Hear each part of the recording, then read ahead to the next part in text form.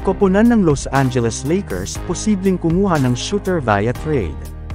Ayon sa isang post ni Shams Charania ng The Athletic, matapos umanong hindi magkasundo sa contract extension, si Buddy Hield at ang koponan ng Indiana Pacers ay nagsisimula ng pag-usapan ang posibleng pag-trade sa kanya.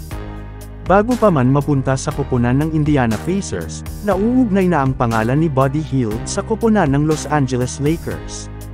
Sa ngayong posible na itong maging available via trade, gagawa na ba ng hakbang ang koponan ng Los Angeles Lakers upang makuha si Buddy Hield? Sa sumunod na balita, Dwight Howard, suportado ng mga veteran players ng Golden State Warriors. Ayon sa isang post ni Jason Dumas, natapos na umano ang 2 araw na interview ni Dwight Howard sa koponan ng Golden State Warriors, at patungo na umano ito sa Los Angeles para makipag-workout kay Draymond Green at Chris Paul. Ayon pa sa naturang post, suportado umano ng mga veteran players ng Golden State Warriors ang posibleng pagkakasama ni Dwight Howard sa koponan.